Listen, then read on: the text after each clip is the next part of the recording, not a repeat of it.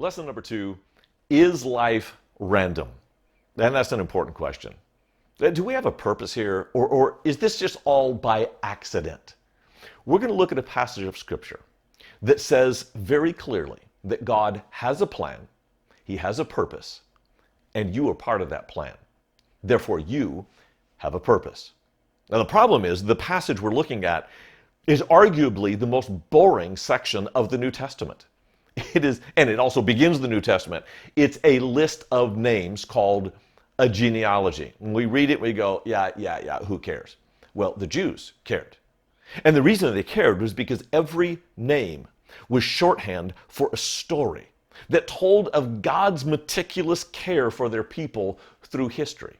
These were their own ancestors that God used to bring salvation through Jesus. So it matters. And I want to show you something that I think is worthy of worship in verse 17. So all the generations from Abraham to David were 14 generations. And from David to the deportation to Babylon, 14 generations. And from the deportation to Babylon to the Christ, 14 generations. So there were 3 sections of Jewish history, each with 14 generations in it. Except there wasn't. If you go and meticulously count them, the first section and the last section do in fact have 14 names. But the middle section, it only has 13 names. Why? Well, maybe that's all Matthew had to work with and he just rounded up. Or maybe he miscounted. Wait a second. What did he do for a living again? Oh yeah, Matthew was the tax collector. No, he didn't miscount. He's good with numbers. So why did he call 13 14?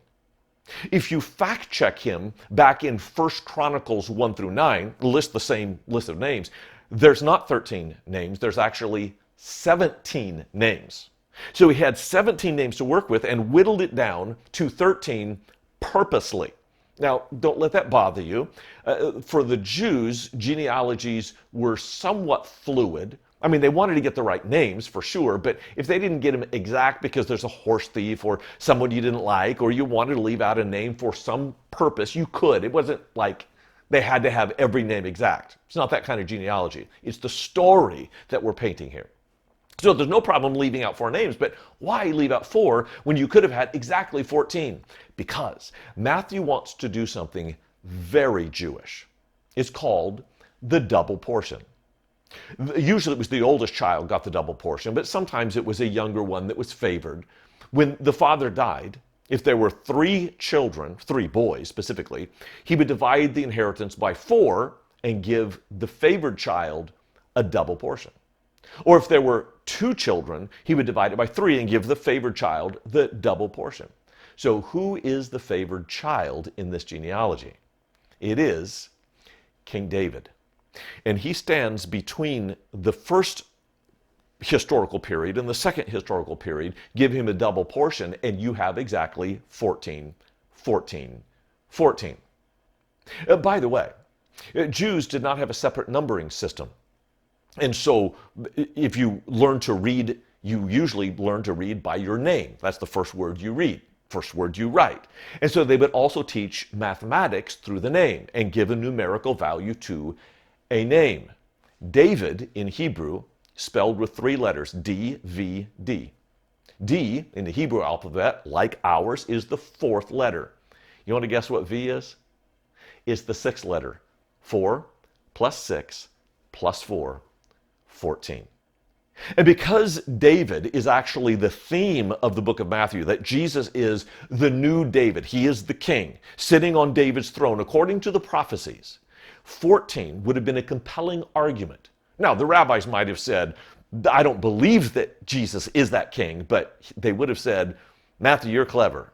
We just shake our heads and go, I don't know how that's the right way to interpret the Bible. But Matthew, in his context, was doing what was very Jewish. And it would have been compelling for the early Christians who were, in fact, Jews. And you actually get an insight in the very first verse that is exactly what he's doing. Listen, the book of genealogy of Jesus Christ, the son of David, the son of Abraham.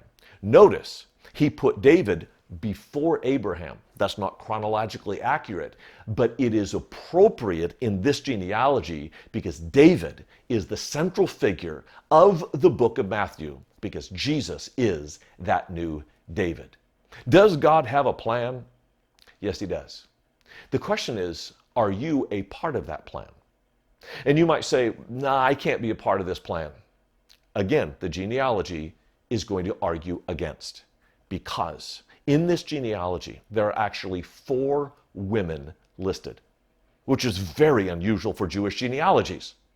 And what these women are saying, you've got Tamar, who had a kind of inappropriate sexual exploit with her father-in-law, Rahab, who had an inappropriate sexual past with being a prostitute, Ruth, who was a foreigner who marries Boaz, and that's an interesting story of how she lost her husband and came to get a new husband. As a foreigner, they would have accused her of being sexually inappropriate.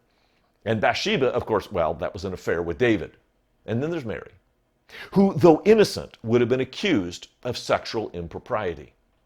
See, all of these women had a past, but their past did not debar them from being a part of a future Messiah. And your past does not limit you. It does not prohibit you. It doesn't ruin your future with Jesus. This genealogy is important. Does God have a plan? Yes. Can you play a part of that plan? Oh, yes.